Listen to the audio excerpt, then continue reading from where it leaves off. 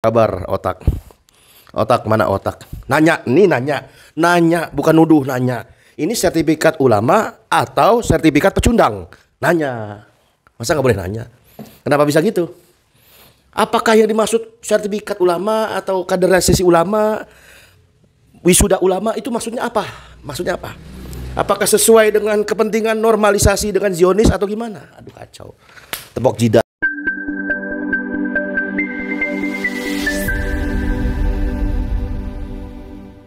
Tes. Ya, bismillahirrahmanirrahim. Assalamualaikum warahmatullahi wabarakatuh. Jumpa lagi Al-Fakir Abi Faisal. Pada kesempatan hari ini saudara, Selasa 17 Desember 2024. Bagaimana keadaan saudara dan keluarganya? Semoga sehat, mulia, barokah. Amin. Allahumma amin.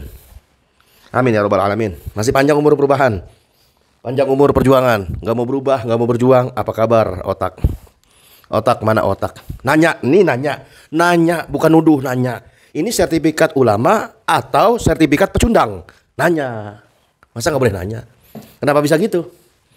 Apakah yang dimaksud sertifikat ulama atau kaderisasi ulama, wisuda ulama itu maksudnya apa? Maksudnya apa?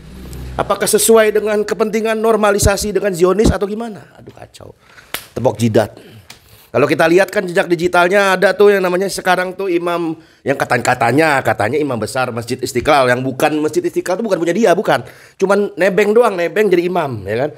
Itu pernah ada jejak digital imam besar Masjid Istiqlal Nasruddin Umar bertemu dengan elit-elit kepentingan Israel. Gimana itu? Aduh. Ada jejak digitalnya, ada. Aduh kacau. Apakah yang dimaksud ulama itu yang kayak begitu gitu? Yang bersahabat dengan Israel, dengan Israel, dengan Zionisan gitu atau gimana? Ini ada berita nih saudara, kita bacain aja langsung beritanya. Wisuda pertama di dunia, ya elah, ini negara apa yayasan? Ampun dah. Yayasan itu tiap hari kayak begitu, bukan tiap hari sih, tiap tahun. Tiap tahun ada wisuda itu yayasan, ini negara bos. Negara kok kayak yayasan pakai ada wisudaan. Terus tujuannya apa? Mau sertifikat ulama? Apakah begitu? Pertama di dunia, Menteri Agama, wisuda, kader ulama. Ya elah. Dakwah itu kewajiban bukan ulama, kewajiban setiap muslim. Bahkan orang yang melakukan dakwah, muslim yang melakukan dakwah, aktif. Agak berisik suaranya, di pinggir jalan suara kita.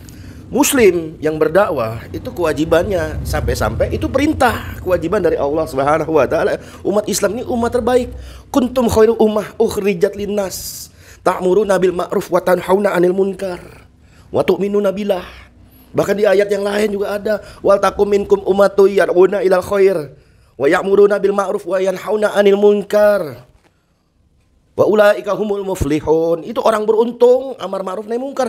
Kok dipersempit makna dakwah itu, dipersempit jadi makna kewajiban ulama. Aduh. Menteri Agama Nasruddin Umar menyatakan wisuda kader ulama yang digelar momen bersejarah di Masjid Istiqlal, katanya.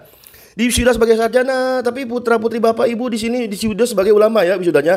Pertama dalam sejarah Republik Indonesia mewisada ulama. Ulama di wisuda. Indonesia melalui Masjid Istiqlal telah mewisuda kader ulama, termasuk kader ulama perempuan.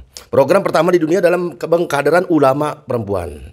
Nah, para wisudawan ini menyelesaikan program pendidikan formal setingkat magister di universitas masing-masing dan menempuh short course selama 3-6 bulan di Amerika. La ilaha illallah. Tuh lihat tuh, Ustadz Abdul Somad, lulusan Darul Hadis di Maroko, lulusan 5 terbaik. 5 terbaik, ya itu baru ulama. Lah ini short course Amerika. Lulusan menempuh short course 3-6 bulan di Amerika, terus pulang-pulang ke Indonesia jadi ulama. Jangan ngelawak dah. Ini ngelawak, bener ngelawak. Lulusan Amerika ya paling jadi orang sekuler, liberal ya kan. Kalau lulusan Maroko kayak Ustaz Abdul Somad, percayalah. Punya di situ ada ilmu, ada sanad keilmuan, di situ ada banyak mutolaah kitab. Dan kalau Amerika, apa yang dipelajari lulusan Amerika? Paling HAM, liberal, sekuler, normalisasi dengan Zionis, Israel dan lain sebagainya macamnya. Apakah begitu? Dikatakan menurut Menak, ini peningkatan kualitas ulama di Indonesia. Versi Menak mungkin, versi Menak. Ya apapun itu, apapun yang katanya dia, yang klaim-klaim dia, yang omon-omon dari Menteri Agama ini, harusnya kita wajib mempertanyakan kalau ada, kenapa hanya Islam? Ya kan? Kenapa nggak sekalian sertifikat yang namanya biarawati, wisuda pastor, wisuda pendeta, sertifikat pastor, sertifikat pendeta, sertifikat biksu, ya kan? Atau sekalian sertifikat parkir Indomaret, Alfamaret sekalian, jadi nggak ada parkir liar. Sertifikat jadi wapres sekalian. Jadi kita nanti ke depannya punya wapres pemimpin yang gak sembarangan orangnya. Minimal ya maksimal kata sambutan bisa lah. Gak ngomong parah, pere, gak ngomong kayak gitu lah minimal ya. Sekalian juga sertifikat juga tuh Menteri Keuangan. Agar gak sembarangan naikin pajak, naikin PPN. Pakai kata 12% lah tahun 2025. Sertifikat kayak gitu-gitu. Ya kita tunggu aja realisasinya ya. Kita nilai nih mana ulama yang katanya wisuda versi Menteri Agama, ya kan? Atau ulama yang notabene nggak diakuin oleh penguasa. Bahkan Imam Al-Ghazali sendiri pun dalam kitab Ihya itu mengatakan ulama pun dibagi kategori jadi dua. Satu ulama dunia, ulama ya kan, ulama yang notabene dia menjual ayat, menjual hadis untuk dunia, kepentingan dunia yang asasnya cuma manfaat, asasnya maslahat, asasnya manfaat, kepentingan, dan ulama yang notabene ulama akhirat. Ada dua kategori. Nggak bisa ini wisuda ulama lulusan Amerika tiba-tiba dikatakan sebagai sertifikat kita kan sebagai ulama ya. Pret. Terus apakah intinya agar upeti mengalir deras di sektor Kementerian Agama supaya dapat sertifikat atau gimana? Yang jelas sertifikasi ataupun wisudaan ulama ini patut diduga kuat adalah kebijakan politis yang berangus ajaran Islam yang kafah, jihad dan khilafah kayak mau diberangus oleh orang yang mengatasnamakan ulama yang diwisuda oleh versi pemerintah, ya kan? Nggak ada yang namanya wisudaan ini aja. Itu sistem pendidikan kita udah menghapus yang namanya jihad dan khilafah. Apalagi kalau udah ada wisudaan ulama versi Kementerian Agama ini. Mau dibawa kemana ini Indonesia? Nauzubillah min zalik. Kebijakan sertifikasi ulama, apalagi wisudaan ataupun apa namanya, itu kontraproduktif. Berpeluang diduga kuat dimanfaatkan demi kepentingan rezim yang berkuasa siapapun. Dia cenderung sangat mudah disalahgunakan oleh rezim manapun. Karena banyak menurut Kiai Haji Muhyiddin Junaidi MUI, menurut beliau banyak penceramah tanpa sertifikat tapi punya kemampuan untuk ceramah yang berdasarkan ilmu, bukan berdasarkan titipan amplop, titipan pesanan dan lain sebagainya macam perketek. Banyak.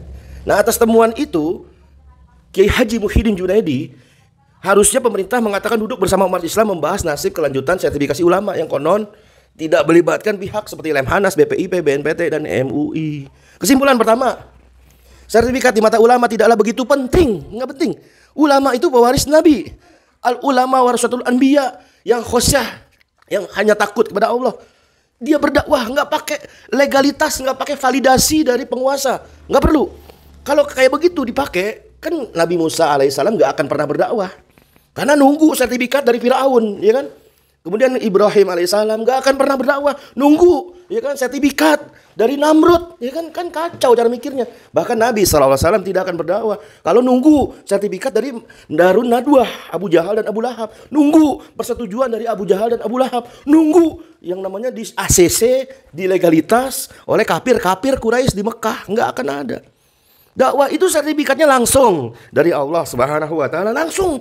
Nggak perlu validasi, nggak perlu namanya legalitas apapun, nggak perlu. Apalagi cuma selembar sertifikat ya, pret lah, preketek lah. Gelar sebagai ulama itu bukan gelar dari pemerintah. Gelar dari sebagai ulama itu bukan karena selembar sertifikat. Tapi sebutan ulama itu karena takutnya kepada Allah dan dakwahnya. Takwa itu penting. Karena ilmu dan amal itu sebagai orang alim beramal soleh, sehingga dia digelari ulama oleh masyarakat, bukan oleh sertifikat. Bukan oleh yang namanya penguasa, bukan, tapi oleh umat. Nah, di sisi lain dakwah menyampaikan amar ma'ruf nahi munkar itu wajib dilakukan setiap muslim, ya kan? Tanpa melalui nanti aja kalau udah jadi ulama, nanti aja kalau jadi dai, nanti aja kalau jadi ustadz, kagak ada kayak gitu. Ya kan? Kedua, itu pertama. Kedua, bagi politisi ya sertifikat itu penting dalam perspektif politik. Selembar sertifikat merupakan sesuatu yang berharga, bahkan harganya bisa jutaan miliar rupiah. Contoh, sertifikat dari partai untuk sekedar bisa mendaftar sebagai calon kepala daerah itu mahal. Apalagi sertifikat ulama, ada dua itu ya. Tiga, bagi politisi yang sudah berkuasa yang sekarang, Sertifikat itu juga penting karena paradigma politik sekuler yang namanya sekuler, fasludin anil hayah, memisahkan agama dari hidup, memegang kekuasaan adalah bagaimana yang penting berkuasa dan yang penting mempertahankan kekuasaannya dan membesarkan kekuasaannya dan membesarkan pengaruhnya. Jika para politisi yang sekarang berkuasa terburu-buru nanti sertifikat agar memenuhi syarat untuk berkuasa lagi atau ulama nanti ngeri jadi stempel penguasa. Udahlah DPR-nya melempem, ditambah pula nggak ada lagi yang nanti amar ma'ruf nahi mungkar. Nah keempat, bagi pengusaha, nah inilah sertifikat penting karena bisa menghasilkan uang, selembar bisa jadi mesin uang, melancarkan usaha bagi pengusaha. Apalagi yang penting cair lah, fulus ya kan, yang penting lah, ya kan sampai-sampai di dalam sistem yang bobrok ini, yang cacat sejak lahir ini, demokrasi ala barat Yunani kuno, ya kan, yang super mahal ini, yang bahkan diakui oleh Prabowo sebagai pemilu pilkada paling mahal demi efisiensi, ya kan, faktanya memang mahal. Malah sekarang penguasa dan pengusaha sudah sulit dipilah. Pengusaha membutuhkan usahanya penguasa, membutuhkan usaha dari pengusaha, kan gitu. Yang terbaru lihat tuh Aguan, lihat Tobi Binata. Penguasa dan pengusaha nggak bisa dibedain. Nah ulama posisinya gimana? Harusnya meluruskan, bukan ikut-ikutan. Ulama dan umaro harus bersatu. Tergantung ulama yang mana dulu, umaro yang mana dulu. Kalau umaro yang dimaksud sebagai ulil amri minkum, ya ulil amri minkum itu yang berdasarkan fa'in tanazatum bisain farudu ila Allah wa rasul, yang berdasarkan kitabullah dan as-sunnah, bukan berdasarkan demokrasi ala barat Yunani kuno. Oh ini pasalnya ini, ayat ini 1, ayat 2, ayat apaan? Ayat konstitusi itu namanya. Padahal ayat suci kata Imam Besar Habib Rizik Syihab itu harus di atas ayat konstitusi. Ya kan? Ya itu lain hal. Walhasil sertifikat dai, wisuda dai atau apapun namanya ulama, apalagi yang sedang duduk di depan pintu penguasa, ngeri, merinding. Muhammad bin Maslamah radhiyallahu anhu pernah bilang, lalat di atas kotoran itu lebih baik lalat di atas kotoran daripada ulama di depan pintu penguasa. Ini di depan pintu penguasanya bisa tiap hari, gimana dong? Aduh kacau. Para ulama pewaris Nabi, rencana sertifikat apapun itu memang turun dari keinginan para politisi, dan ini kebijakan politik. Nah, bukan berdasarkan dalil syara, bukan berdasarkan hukum syara, tapi berdasarkan kebijakan politik rezim berkuasa. Nah, jangan sampai dengan modal sertifikat itu rezim dapat saja membungkam para asatid, membungkam para ulama, membungkam para habaib, dan membungkam siapa saja yang mengkritik, melaksanakan amar ma'ruf nahi mungkar di negeri ini. Semoga itu nggak terjadi, saudara. Allahu Akbar. Tetap kawal panjang umur perjuangan. Izin pamit. Wassalamualaikum warahmatullahi wabarakatuh.